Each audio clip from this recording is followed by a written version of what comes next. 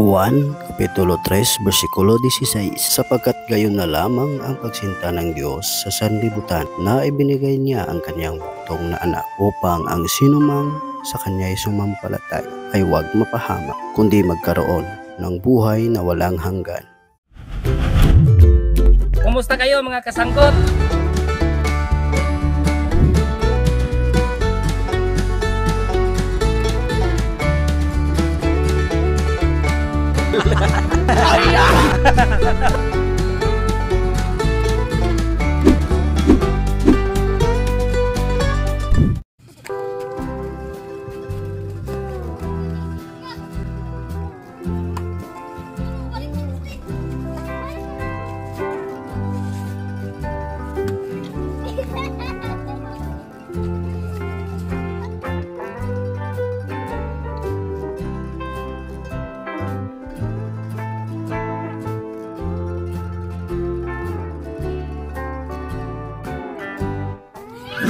Okay mga kasanggot, parang may kontenta ngayon. Maghanap tayo ng natawag nilang libgos.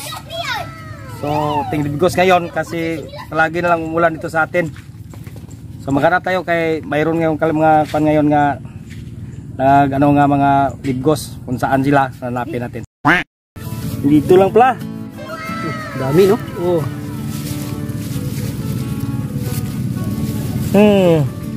Libre na to. Oh, dito pa.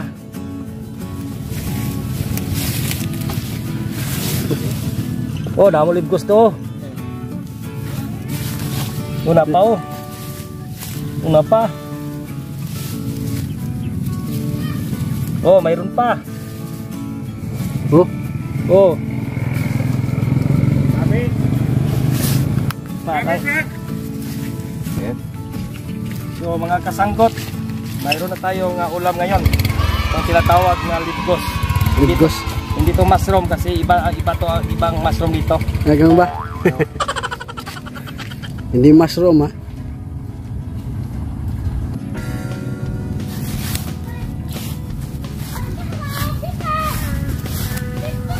Ito na mga kasanggot, ang kamunggay ni Tuto, Sirato. Pinatanim niya no?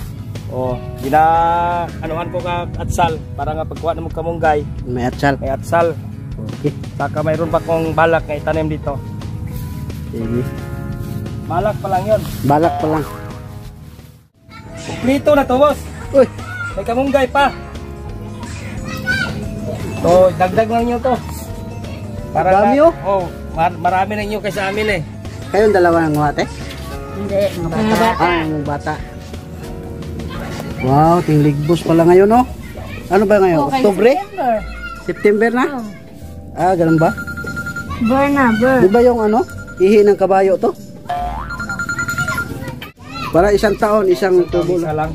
Okay. So kung inuna natin kanina, pwede pa balikan bukas. Mayroon pa itong tutubo.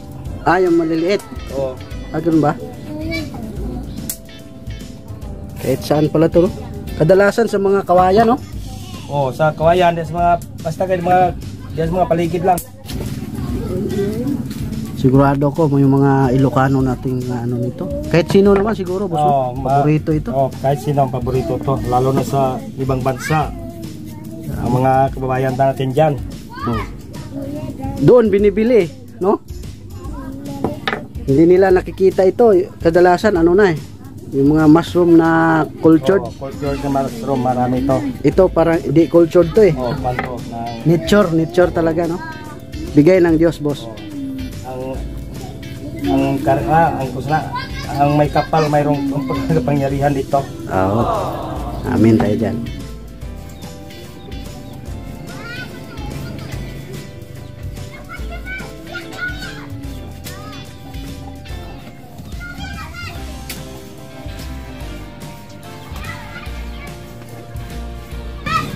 Pwede ito ibulad. Pwede ibilad to? Pwede. Tapos, anong gagawin? Gagawin mong bitsin. Ito, bitchin? Kapag mag-utan na kayo, magluto kayo ng utan, pwede ito pang timpla. Panimpla pala to. Pero hindi ito yung ginagawang bitchin siguro ba? Hindi. Kasi mga Malasa na pala to. Kasi yung mga bitsin may ano na yan, may mga chemicals na yun. Ito walang chemical. Wala. Siguro no, sa sinaunang panahon boss, itong ginagawa nilang ano. Wala mang bitsin sa unang panahon. Ito lang no, natural. Asin tsaka ito. Walang. Ay ba? Okay, ngayon ko lang nalaman May bataan tayo No. na maghanap ng ating maulam. Maaga pa silang nagising kanina boss. Umaga pa. Alam na alam nila yung buwan na ano no? Pinarinig na sa katabing bahay. Ganun ba? Ang katabing bahay natin, ito ang ginagawa nila. Ito. Nangunguha pa yung kapitbahay nito. O, nanguha kasi nibinta lang, mahal to eh. Karong kilo dito boss? 100. 100 ang kilo? O, so makakuha ka ng 5 kilo na may 500 ka na. Ganun ba? Seryoso ngayon si ate boss. Basta seryoso na siya, brad. Wala na siyang nagawa. Walang nangyari ba? Wala nangyari. Pero umaga pa lang nakangiti na. Nagkuhan nga. Nagpaintindi nga. Ano nangyari?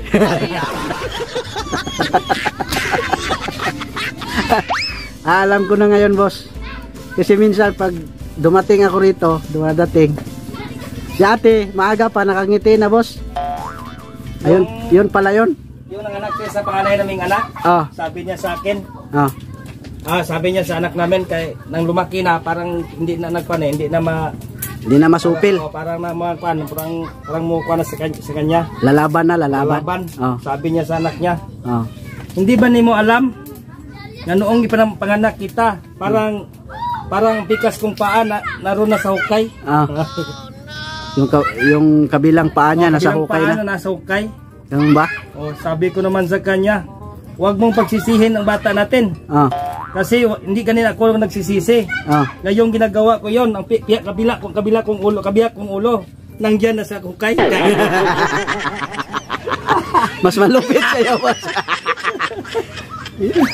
yung kabila mong ulo. Kabila kong ulo. Nasa hukay na. Nasa hukay na. Sa kanya, samantalang kanya paalang. Paalang.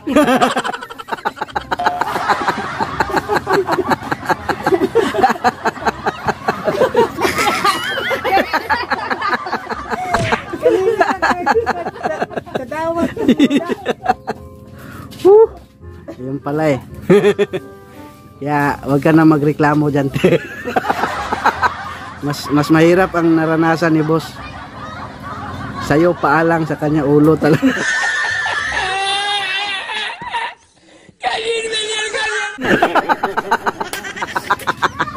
Ulo na sa hukay. Kaya kayo mga babae ha, huwag kayong magreklamo sa amin. Dahil mas mahirap yung naranasan namin.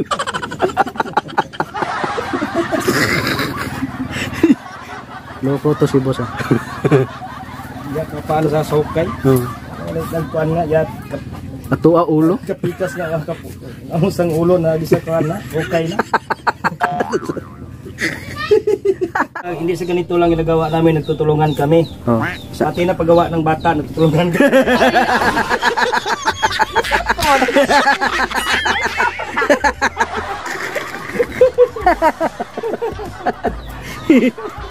Oo nga naman te. Mahirap nung ikaw lang. Oo. Try daw.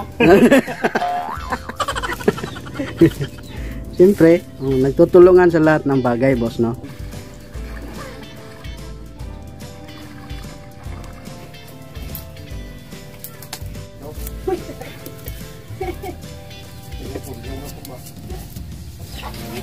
Wow.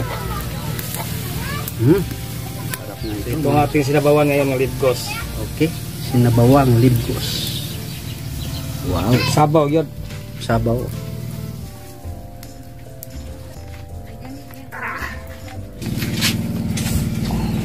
Wow. Hindi na papakuluan yung malunggay, boss. Wow. Vitamin C ito. Vitamin C. Okay, okay. Kamunggay. Gamot sa gutom. Okay. Nangubuhi na yung malunggay te. na mo kamot kay basi napakapila ron. Wow. Okay na okay. Okay, ngalan sa man sa anak, sa Espiritu Santo, amen. Dalaygon ka man, salamat ni Kutunis, kung na pagkuban ka na mo Ginoo.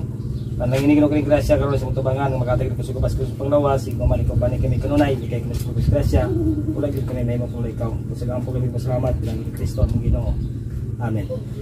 Mga kasanggot, kainan na to sa ating content ngayon, ang ating sinabawan nga libgos. Wow.